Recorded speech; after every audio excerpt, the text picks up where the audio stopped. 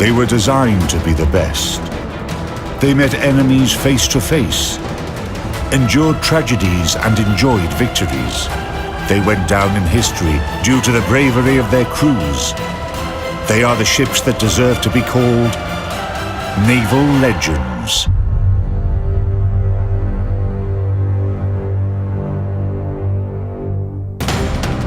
In this episode, USS Yorktown, pride of the US Navy.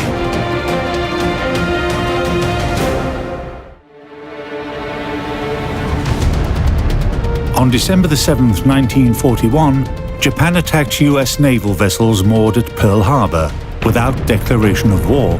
The majority of the US fleet stationed there was sunk or disabled. The main strike was delivered by Japanese planes, brought to Hawaii by aircraft carriers. The attack signaled the United States' entry into World War II. The assault on Pearl Harbor showed that powerful armored battleships ceased to be the main naval force.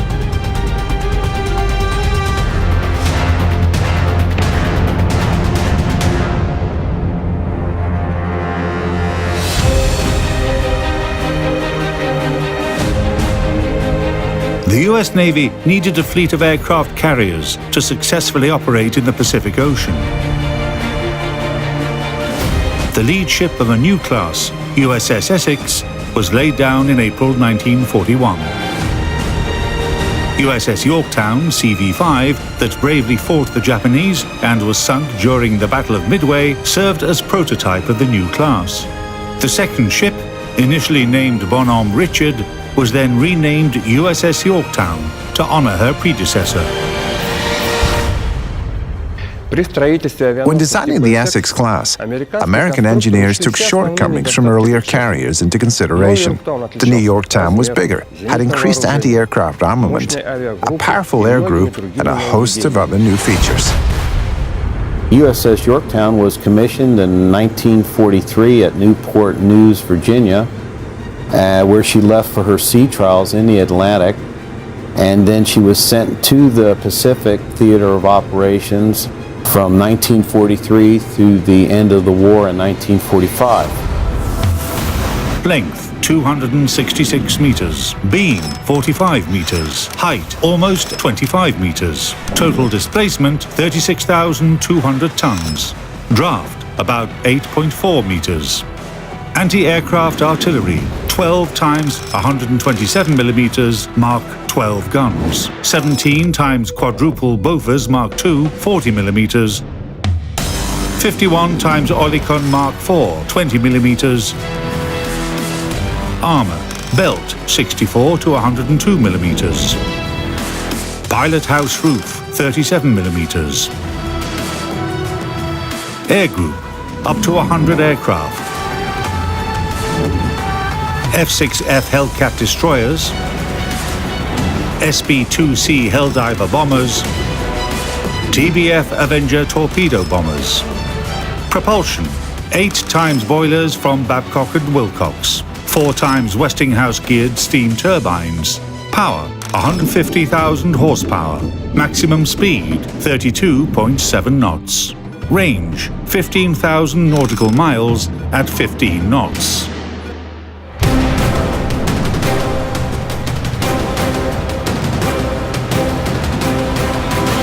Yorktown is one of the heavy strike aircraft carriers of Essex class, constructed by the U.S. during World War II. The U.S. Navy commissioned 17 ships of this class between 1942 and 1945.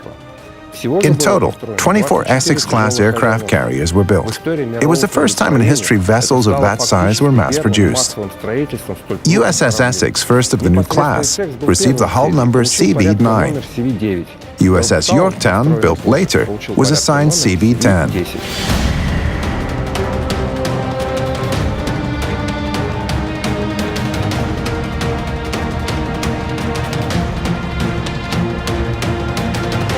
USS Yorktown was commissioned on the 15th of April, 1943. Captain Joseph Clark commanded the ship during her sea trials and first training air group flights.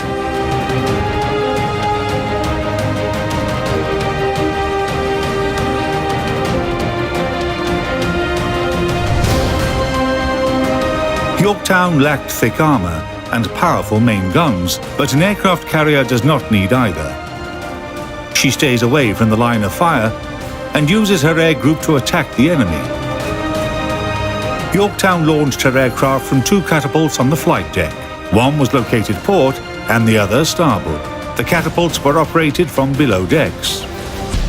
These big tanks here stored all the hydraulic fluid that was needed to propel the piston. This thing would be pulled tight, and then the hydraulic fluid would be pumped into the cylinder, and which would push the bar all the way forward, and these cables would run backwards, and then it would propel the aircraft off the flight deck. Very intricate, very complicated, because you had cables that were running through the ship to get to the flight deck.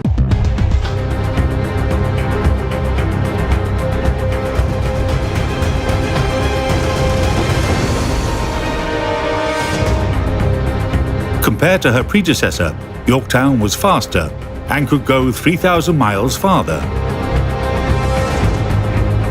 Another important advantage of Yorktown was the independent work of her 4 engine boiler rooms. She was the first aircraft carrier to have this feature. Each machine had boiler and turbine rooms. In the event of loss of 3 machines, the ship could still function properly with 1 remaining engine boiler room. This is the boiler right here. They used something called bunker oil.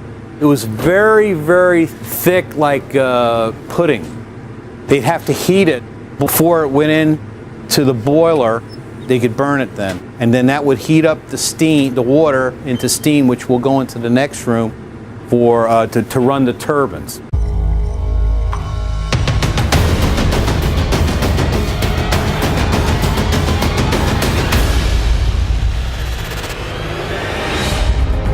Crew quarters on Yorktown were situated very close to workshops, which could cause serious problems in the event the ship was hit. Special attention was paid to the safety of the ship and her crew.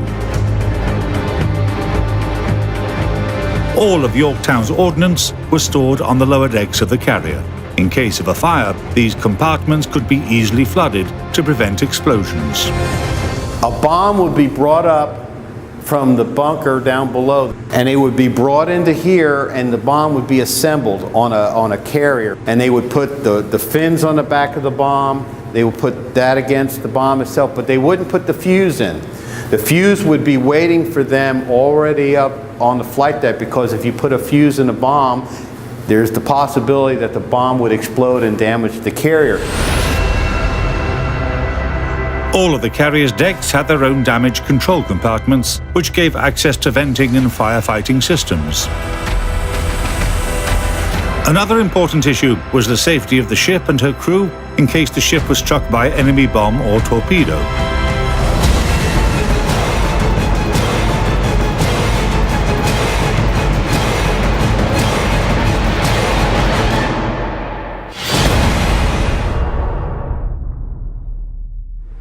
Right here in 1944, a bomb actually went through here and then went down the side of the ship and exploded on the hull.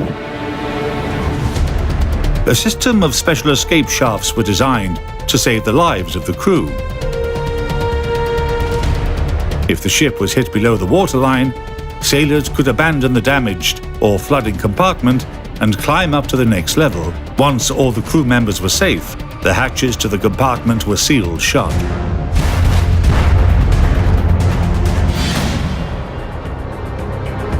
The pilot house had direct control of the ship.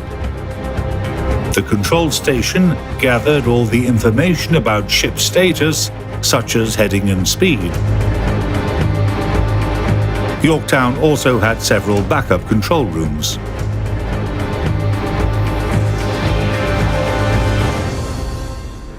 It tells everything. It reads the same way as it does up in the bridge. The revolutions, the direction, the shaft speed, it's all here. And the shaft can be controlled from here.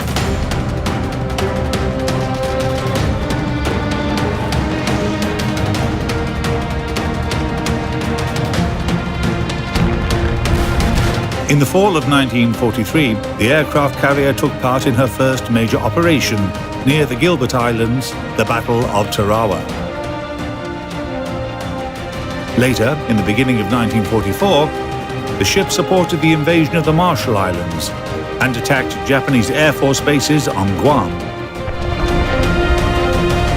USS Yorktown and other Essex-class aircraft carriers became the U.S. Navy's main weapon in the Pacific theater of operations during World War II. They participated in nearly every operation in the Pacific. These ships were considered so dangerous by the Japanese that they were frequently selected as targets by kamikaze pilots. Yorktown was lucky enough to avoid them. But USS Bunker Hill, for example, sustained heavy damage after a kamikaze attack. Despite the extensive damage, Bunker Hill survived. The Essex-class vessels were incredibly durable ships. In fact, none of these ships were ever sunk by the Japanese. On April 1, 1945, the assault on the Okinawa island began. Over the course of next 6 weeks, Yorktown's aircraft provided continuous air support to troops landing on the island. Every 3 days, the ship would leave the battlefield to refuel and resupply.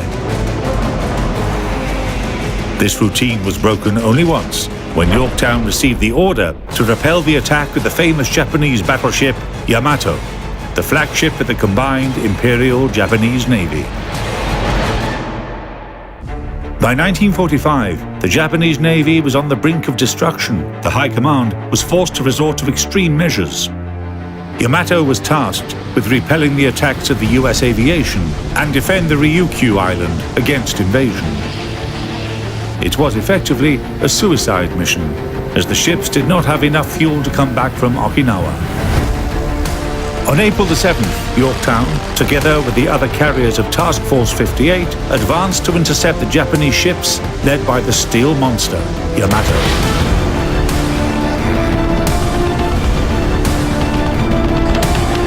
After 2 waves of attacks of the US aircraft, Yamato seemed invincible. Yorktown participated in the final 2 attacks on the Japanese battleship. On her first wave, Yorktown's aircraft managed to destroy most of the Yamato's gun batteries and damage the engine room, and the battleship lost maneuvering control. After more than 20 direct torpedo and bomb hits, Yamato began to list. As her list increased, she capsized, and her ammunition stores detonated. A monstrous blast tore the ship apart. A smoke pillar rose up to 6 kilometers. Even crew members on Yorktown, some tens of miles away from the battle, could see the effects of the explosion.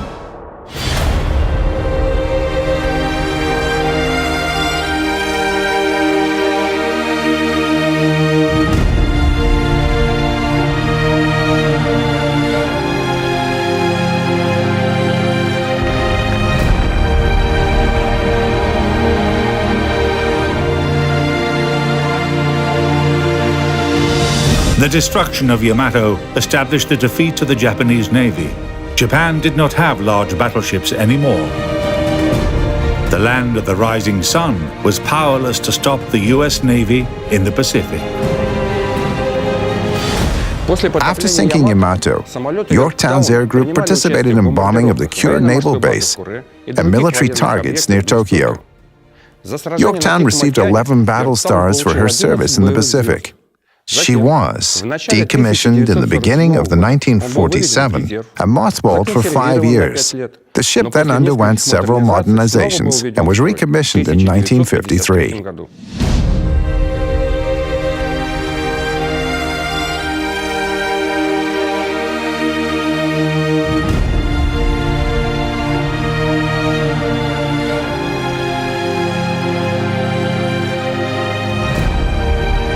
The newly modernized Yorktown assumed different roles, ranging from a movie set to a flagship during a large-scale US Navy deployment in the Pacific.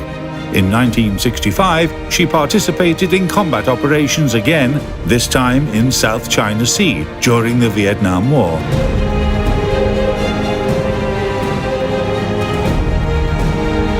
Towards the end of her military service, Yorktown served as the recovery ship for Apollo 8 space mission.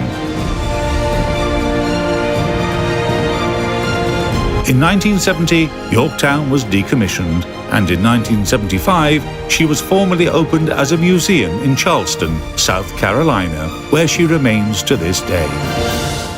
The purpose of the Yorktown being here is to perpetuate the memories and sacrifices of those who served on these vessels and to make it more interactive than it has been in the past. And the young people will see more of the history and they will enjoy it more.